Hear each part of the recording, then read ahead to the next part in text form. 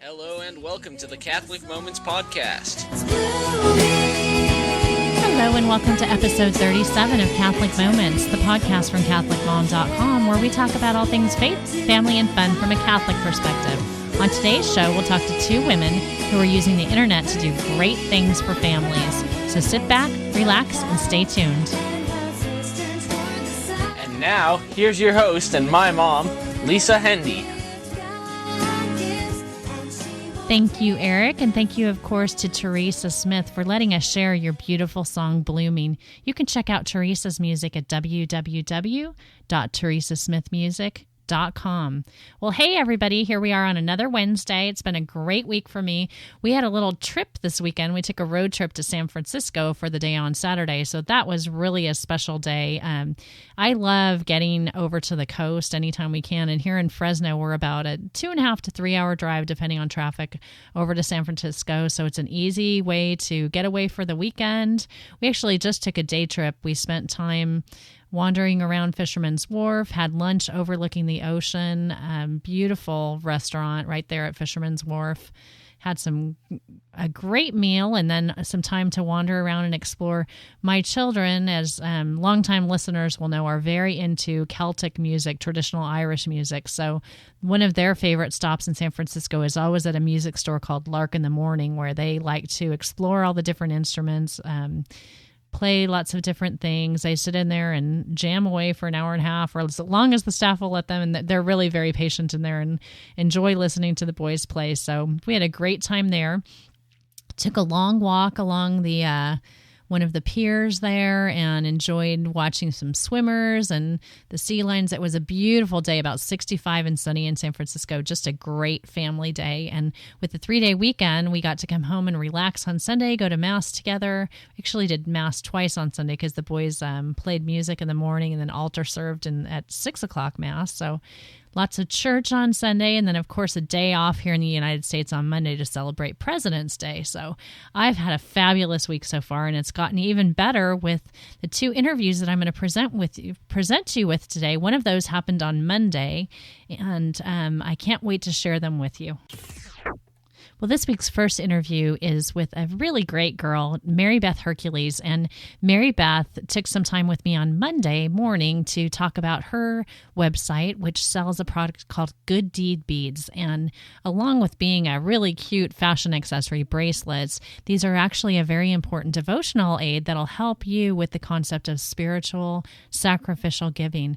I want to say up front that Mary Beth was so kind to take time with me on Monday because she is eminently due with the birth of her fifth baby, a little girl who will be coming any day now. And actually, she had a doctor's appointment that afternoon and thought that maybe even by the time this podcast aired, little Lydia Therese would be born. But apparently Lydia is taking her time. So I'm happy now to present to you my interview with Mary Beth Hercules, founder of Good Deed Beads.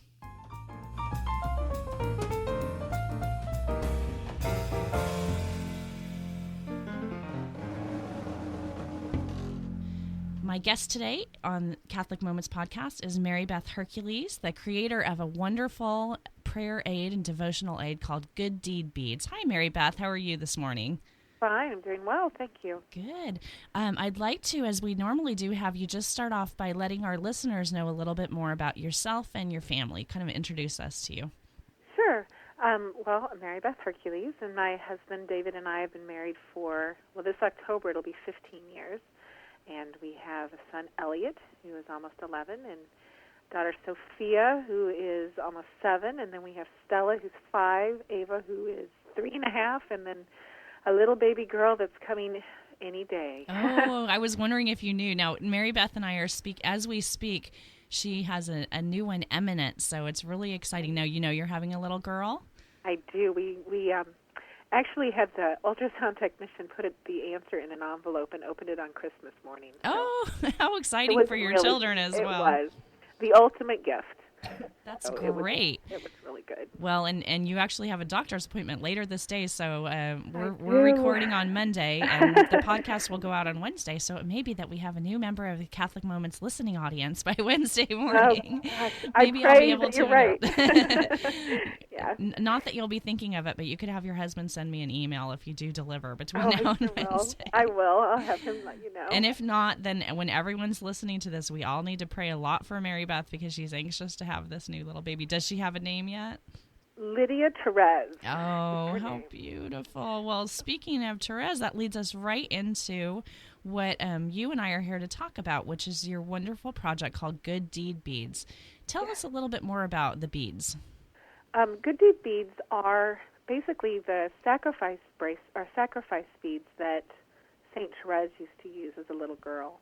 Her older sister had introduced her to the beads as a way to keep herself focused on offering her good actions or her sacrifices to Jesus every day.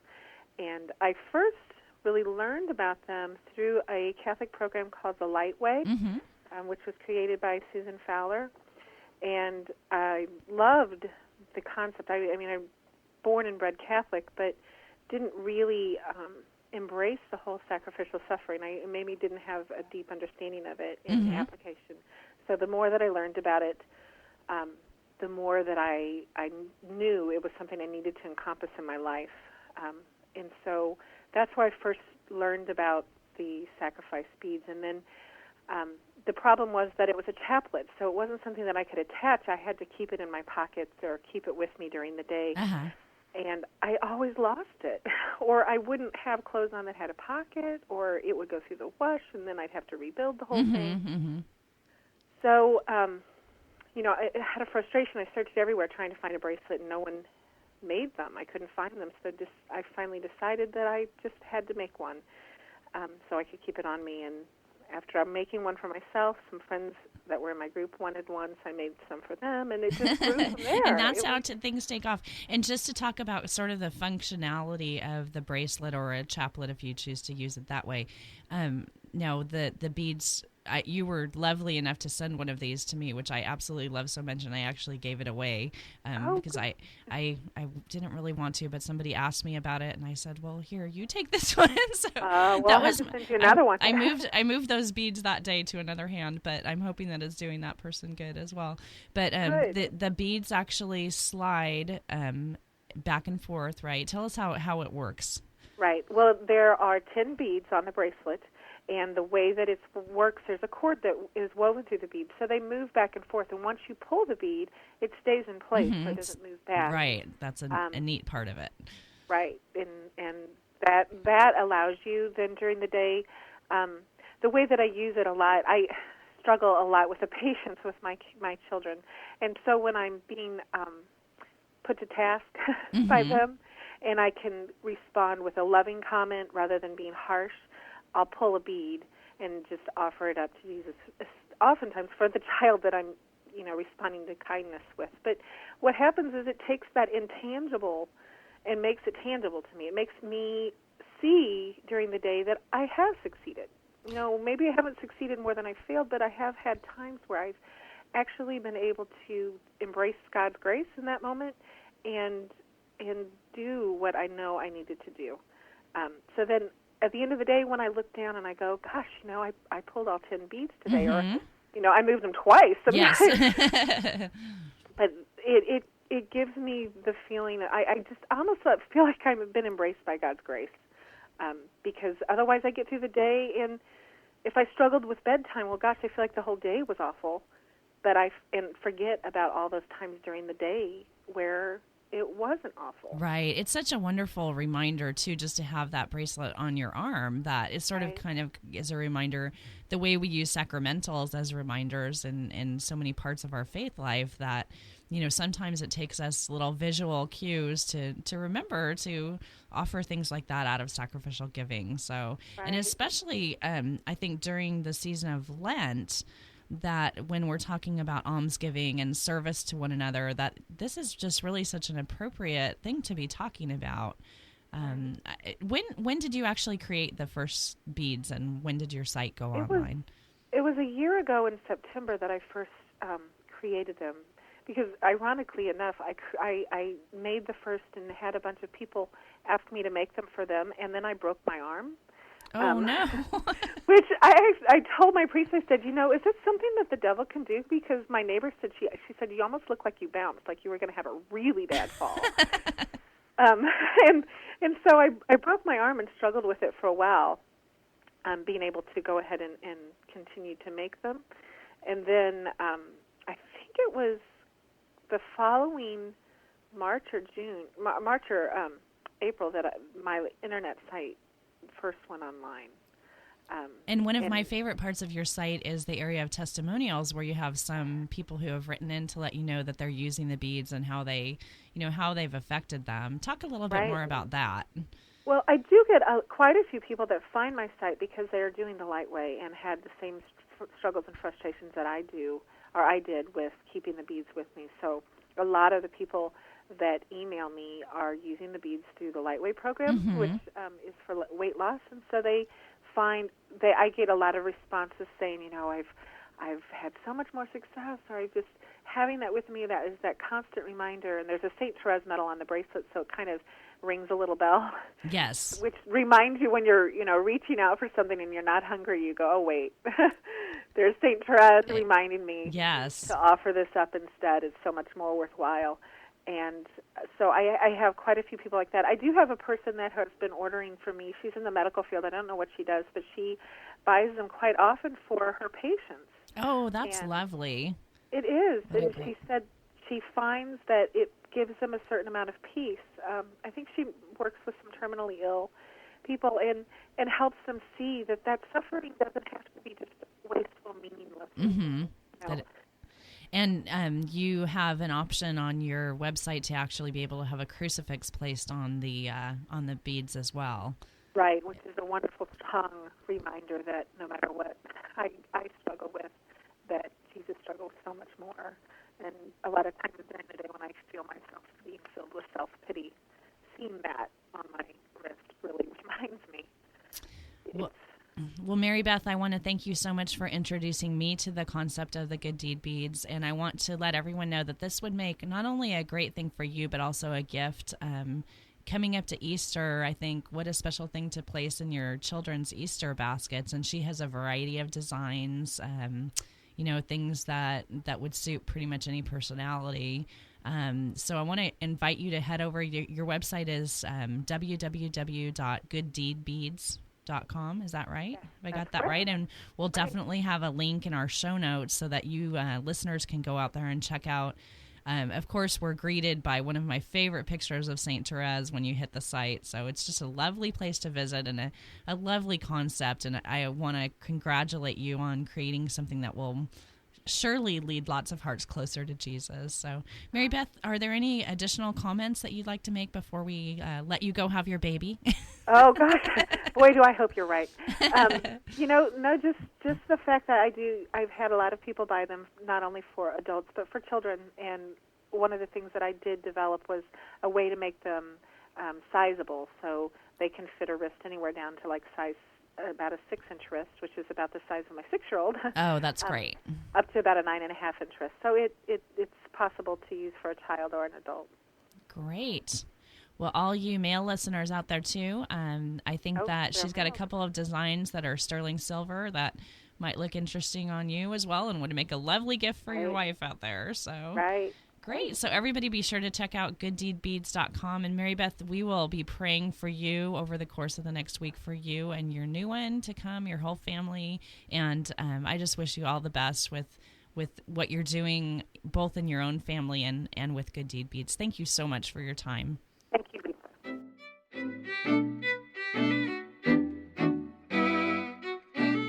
Well, next up is my interview with Monica Rafie, and Monica is the webmaster and founder of a great website called BeNotAfraid.net, which is a resource for families facing difficult prenatal diagnoses. And so here's my conversation with Monica Rafie.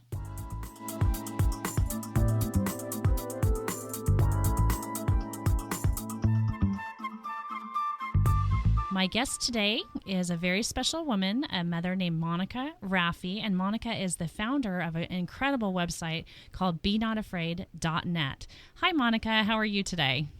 Hi, I'm great, Lisa. Thanks for having me on. Oh, it's a thrill to be able to speak with you. We've been emailing for a while, and I'm so happy that our persistence paid off and being able to help spread the word about your great website. Why don't we start off by just having you introduce yourself real briefly and let us know a little bit more about yourself and about your family.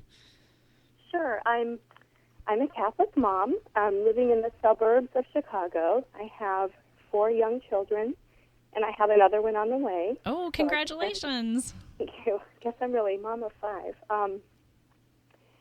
I am a convert to the faith. I converted in, I think it was 98. Seems like such a long time ago. And one of the points of conversion for me was the pro-life movement, the Catholic influence in the pro-life movement. And so I became very active. At that time I was unmarried, so I spent a lot of time, doing sidewalk counseling. I counseled at a crisis pregnancy center. When I got married, a lot of those activities stopped because I was expecting our first baby right away. So I did what a lot of us do. I went online and I, started looking on message boards, and I remembered what Judy Brown of American Life League had written once. She said at that time, prophetically, that the Internet would be the new mission for the pro-life movement. And with those are prophetic words. Exactly. With those words in mind, I found message boards where young women would go to talk about their crisis pregnancies. And so I knew it was a very fruitful kind of interaction to steer these moms to life-affirming decisions. So we had our first baby, a son. Everything was great. Then I was expecting our second baby, and everything was great until our 20-week ultrasound. In our case, it was our 22-week ultrasound. At that time, we learned that our baby had incompatible with life heart defects. Oh, my goodness. And this is your second, your Celine. That's right, my daughter Celine. And boy, does that turn your world upside down. I know a lot of moms have gone through this, and so they're going to know exactly what I'm talking about. In our case, that was inaccurate. Celine's heart defects are extremely serious, but there are surgeries that can address her defects so that she can live with half of a heart. How much of a diagnosis did you get at that point prior to her birth? Was it, I mean, I'm sure that your physicians gave you some warnings up front. Our OB gave us the first inkling that something was wrong, and she's the one, the general OB. She told us that it was an incompatible with life diagnosis. She was doing the best she could. She just didn't understand that that's not an accurate term when you can't address something, surgically. We then went through, again, like a lot of moms will know, we went through the whole maternal fetal specialist route, the fetal cardiologist route, and they were able to give us the hope that, she would survive. And she did. She's 6 years old. She's in kindergarten at our parish school. But importantly, the experience helped me to understand that at the time, there was not a lot out there for women going through this situation. These difficult diagnoses. Exactly, yeah. And the doctors are going to offer termination. They have to. Some of them believe it's the right thing to do. Others are just, trying to protect themselves. Some of them will strongly recommend it. Others will just mention it in passing. The problem is, when you have someone telling you should consider terminating, this beautiful baby that you're carrying, that really marks you, creates a really deep wound. I don't think the doctors realize it. And it can do one of two things. It can bring out your maternal, motherly instinct, to protect this baby. You've got to be kidding. I can't terminate my baby. Or in other cases, it can scare a woman so badly that she does what might have been considered unthinkable before. And this can happen to pro-life women. It's not only women who consider themselves pro-choice. Right. I'm sure that was really a test for you at that point to sort of have to walk. You've been out there really testifying a certain pro-life stance, and then to have the reality of this face you must have been very shaking for you. It was. And Lisa, it's funny you say that, because at that first appointment that went through my mind, I thought to myself, Lord, now we're going to really have to walk the walk. Yes. So my husband does web development. It's more sophisticated than that. He'll be embarrassed that I said web development.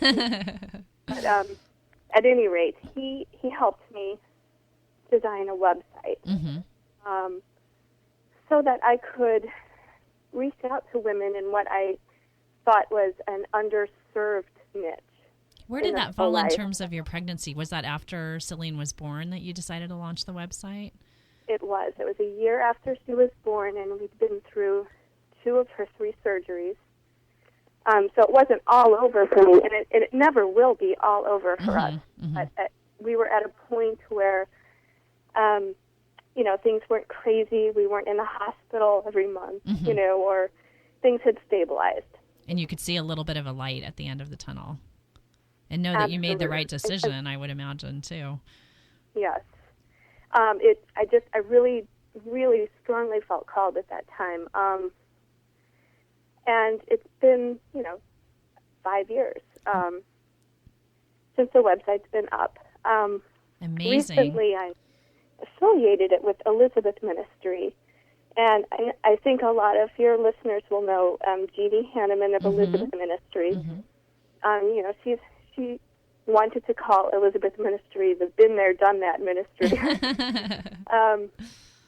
And probably got a little bit better advice to call it Elizabeth Ministry. But, you can see where she's coming from. And she had a child who had a medical crisis, and they spent time in surgeries, and, she's done the whole NICU vigil.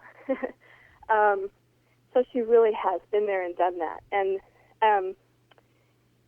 so the website is an affiliate of her ministry now. And, that's great. Yeah.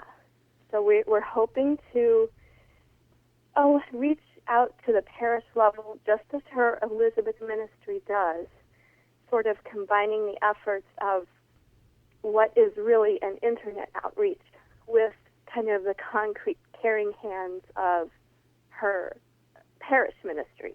And just for listeners who may not be familiar with Jeannie and with Elizabeth, can you just give a little bit of a brief overview of what her focus is? Absolutely. She has a wider focus than I do. She addresses the special needs of mothers who are in their childbearing years. So, beginning with puberty to miscarriage, infertility, stillbirth, infant loss, all of these issues that we moms deal with, and also the happy moment of having a 5th baby, for instance. When everyone says, surely you have your hands full. So Be Not Afraid is sort of a subset of Elizabeth at this point. Exactly. Great. Yes. Well, I've had a chance to look over the website, and I'm just so impressed with it, with all the resources that you have there. And one of my favorite resources is, of course, your message board. And I just wanted to have you tell our listeners a little bit more about what goes on over at the message board and how that is run, and the helpers that you have that help you keep that going. Oh, sure. I'd be very happy to. Wow, that message board is almost like an evangelization center. We the website is not overtly Catholic. You kind of have to dig around sometimes to find the Catholic elements. Mm-hmm. And so it draws many women who are not necessarily Catholic or even Christian. They're just having a crisis. And they're happy to find other moms who've gone through the same thing or who are currently going through something, with just, a huge range of diagnoses, from hydrocephalus to heart defects to anencephaly. But, they respect that it's a Catholic board, so oftentimes they'll be reading, articles I'll post on how Our Lady helped a family, or, it's not, it's subtle. Right, and exactly. It's effective. So it's more of an open door my to evangelization center. But really, it's where moms go to get, mom-to-mom help. That's great. And I know that from looking at it, there's pretty active traffic going on there. So you've got a good sense of how many people are coming in and out and using your resources. And I'm sure you've seen considerable growth in the 5 years that you've had the website going. I have, and I don't really keep exact track of our visitors, but I do know, I know we can count on close to 3,000 visitors a month. I mean, that'll vary.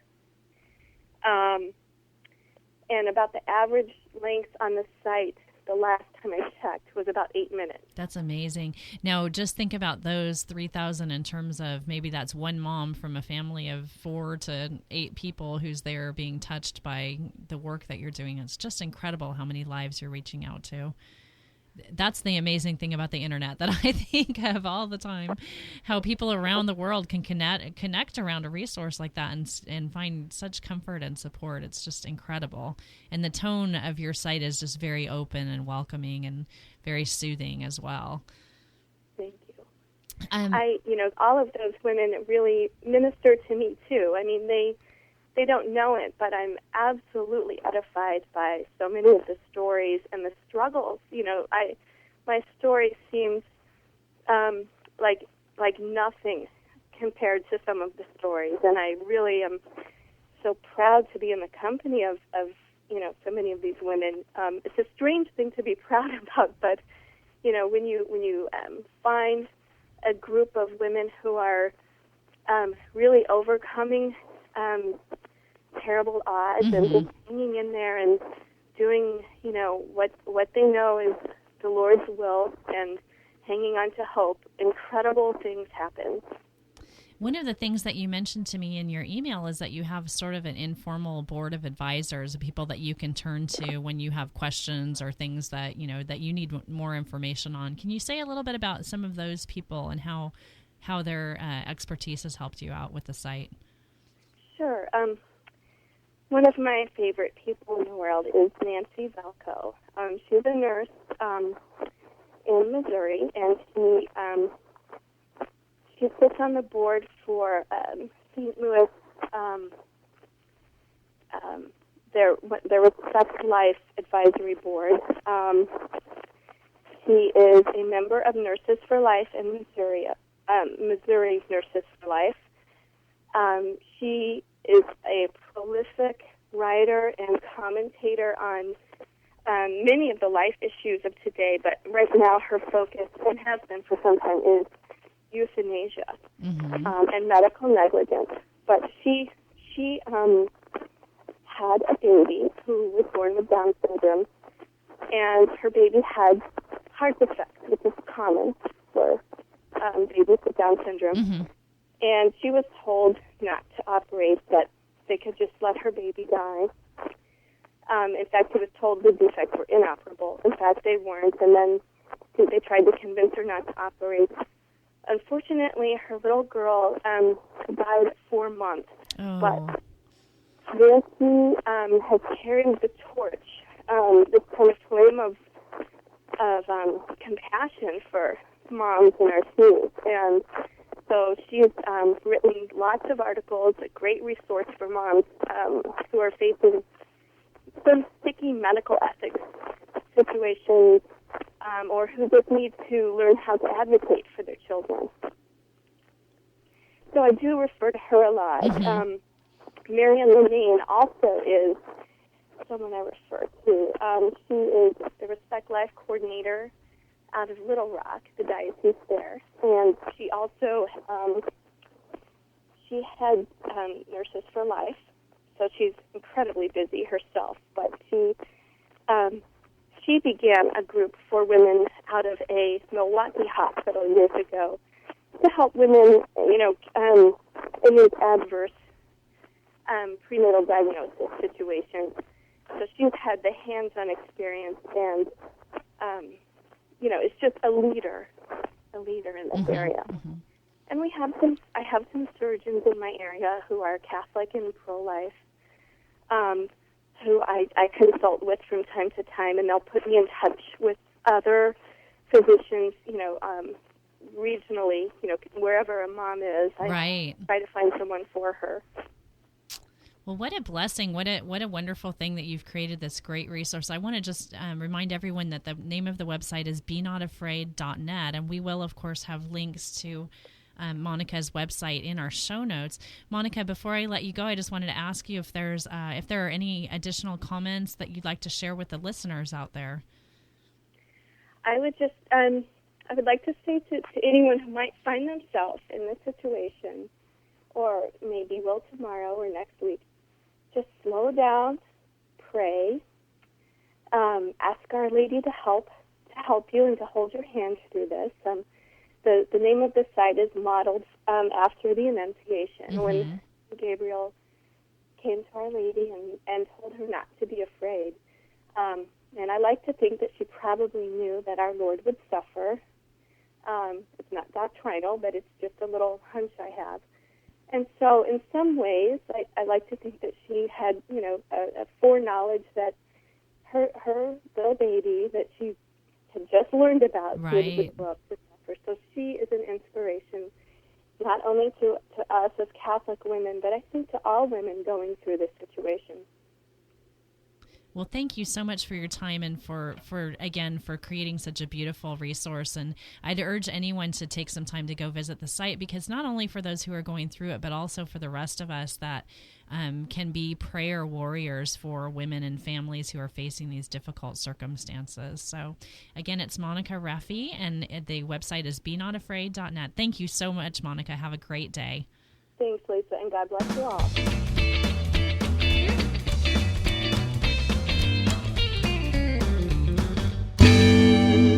Next up, I'm going to share with you a column written by one of our CatholicMom.com columnists, Pat Gone, who's our Ordinary Time columnist. I'm always moved by Pat's writings, and this particular column, which is entitled Clarity at 4 a.m., just was so moving to me that I asked her to share it with us in her own voice. And so here's Pat Gone.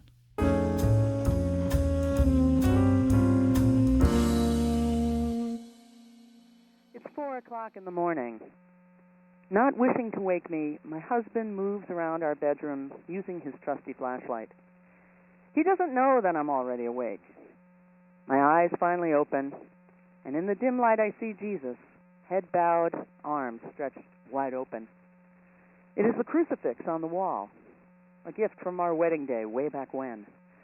And just beneath the feet of Jesus, a wooden frame displays a much younger bride and groom gazing into each other's eyes, unaware as yet of how proximate the love of the cross will be to their own. Next to the wedding picture, my favorite 6-foot-tall morning person sits in our old comfy chair.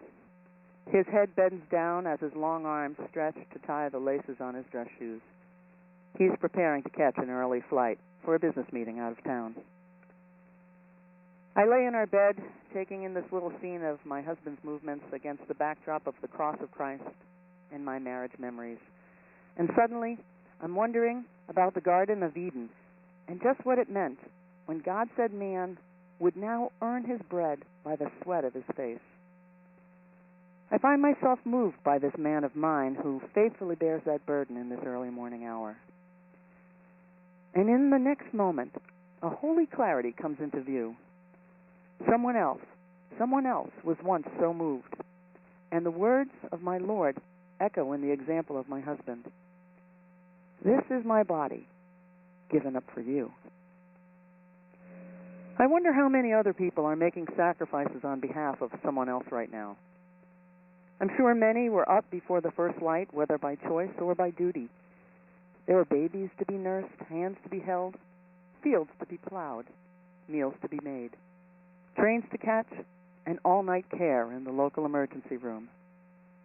There were soldiers standing guard, police and firefighters keeping watch, and somewhere a third shift is probably needing a fresh pot of coffee by now. Somewhere, someone is receiving the last rites and viaticum. And in every case, someone is up in the wee hours tending to what is needed. Sure, some folks might say there's nothing heroic or special about what they do to provide for those they love, or to keep a stable home, or to keep the bills paid. But what is heroic is the faithfulness in which they do it. The giving up and the laying down of 1,000,001 sacrifices made every day and every night. This is my body, given up for you. So with that, I crawl out from under the warm comforter and reach for my robe, wanting to give my guy a proper send-off. We walk quietly downstairs for a few more kisses by the door. I stand at the window and watch his car taillights leave the driveway. In the darkness, he switches on the car's interior light, so I see his wave goodbye. I return the wave as he goes, and I bow my head, and I say a little prayer for him. I also notice the moon setting and the curious shadows it creates in the snow. It's no use going back to bed. The early hour affords me a rare time to attend a daily morning mass before I start my own workday. Later on, the cycle plays out again. I kneel in the pew, surrounded by a few hardy New England souls who ventured out early in this morning's cold. I gaze at the crucifix and I smile. Just beneath it, the priest's voice breaks in with clarity as he elevates the host. This is my body, given up for you.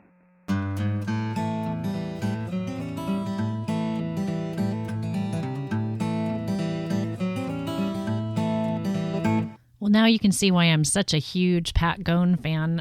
I really love all of our columnists over at CatholicMom.com. If you don't take time on Mondays to read those, you really should be taking the time to do it. I can let you know that if you visit our Catholic Mom Moments blog, we've got the headlines over there as well as the weekly columns. And Pat and so many of her colleagues who are tremendous Catholic writers share their writing absolutely free, volunteer it, so that the rest of us can benefit from their words of wisdom. So thank you, Pat, for sharing that. It moved me as much this time listening to it as the very first time that I read it. So the love and the faithfulness between you and your husband and your Lord just touches my heart. So thank you again, Pat, for sharing that. Well, I'm going to wrap up this week with a little bit of feedback. I have some emails to share, a telephone message, and some other news and information. So here we go on those, on the feedback. Hi, Lisa. This is Michelle, a listener from New Hampshire, and I just wanted to call and thank you for doing that wonderful interview with Maura Weiss. I have a special needs daughter, and it was just so nice to hear from somebody who sort of lived the life. My daughter is only 6, so Maura has some more years of experience under her belt. I am so looking forward to reading her book, and I'm a huge New England Patriots fan, so the fact that there's a Charlie Weiss connection made it even more special. So thank you for sharing that, for Maura and Hannah, and sharing all of that with us. And keep doing what you're doing. Enjoy your show so very much. And I just loved the interview with your nephew last week. That was just so precious. So thank you, and talk to you again sometime. Bye-bye. Well, thanks, Michelle, for that feedback. I want to remind you that we do have a telephone number that you can call, and I'll give you that phone number right at the end of the podcast so you have a pencil ready. And we've got some other emails this week that I want to share with you as well. This one's from my friend Amy, and she says, Lisa, I want to let you know that I appreciate your last podcast. My son is on the autism spectrum, so I can tell you from experience that your life as a parent and your plans for the future can be turned upside down the instant you realize that your child is not like other children. That aspect is pretty easy for any person outside the family to understand.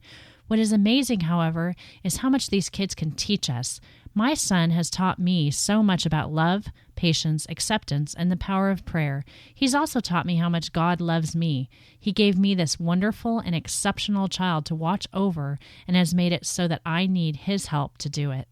I look forward to reading Maura's book, and will definitely have a box of tissues nearby when I do, from Amy.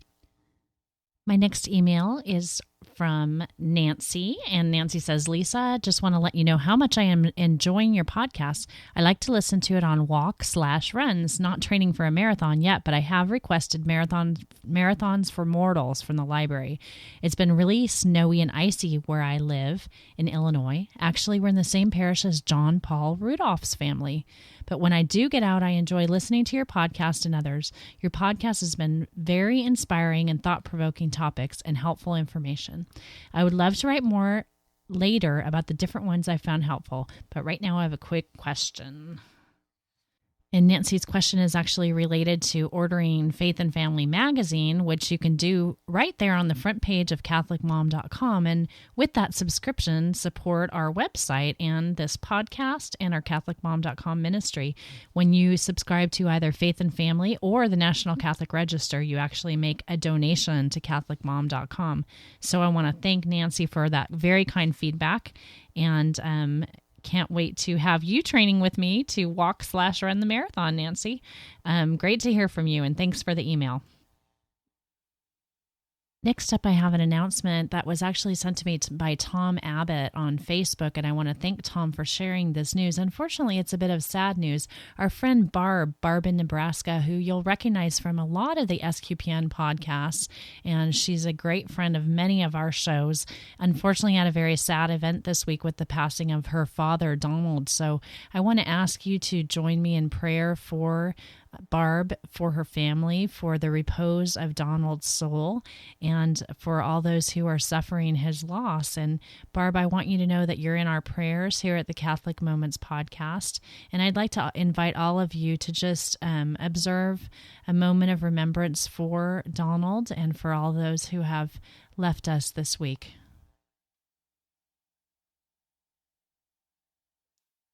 Thank you again, Tom, for sharing this, and I hope any of you who have prayer requests will feel comfortable passing them my way.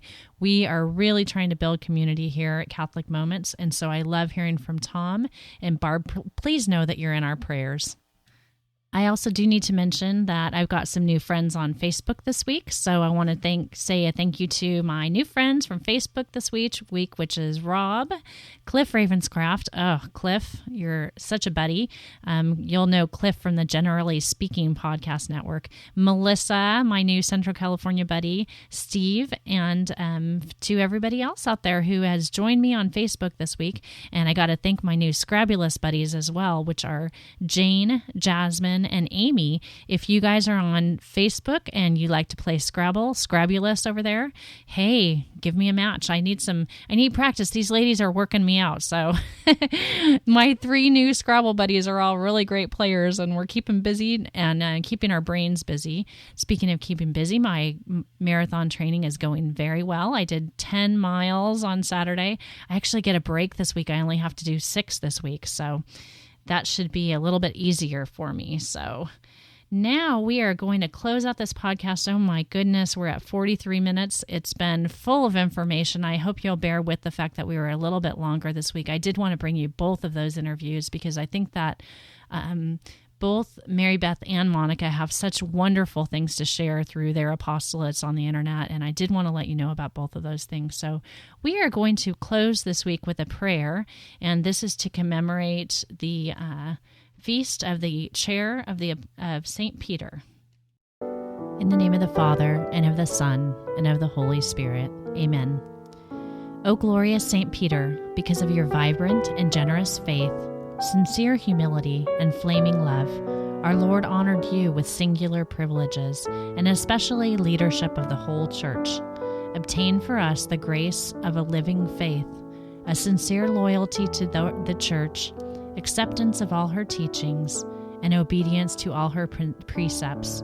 Let us thus enjoy an undisturbed peace on earth and everlasting happiness in heaven.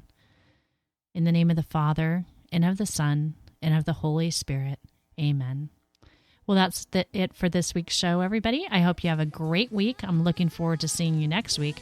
Remember, you can give me an email at lisa@catholicmom.com or visit us at www.catholicmoments.com and leave your feedback there or on sqpn.com. We'd love to hear from you. Be my friend on Facebook. Drop me a note. Have a great week, everybody. Bye-bye. Thanks for listening. We'd love to hear any feedback or suggestions that you have for the podcast. Please visit us at catholicmoments.com or email us at catholicmoments@mac.com. And until next time, remember to make every moment count. SQPN, the best in Catholic podcasting.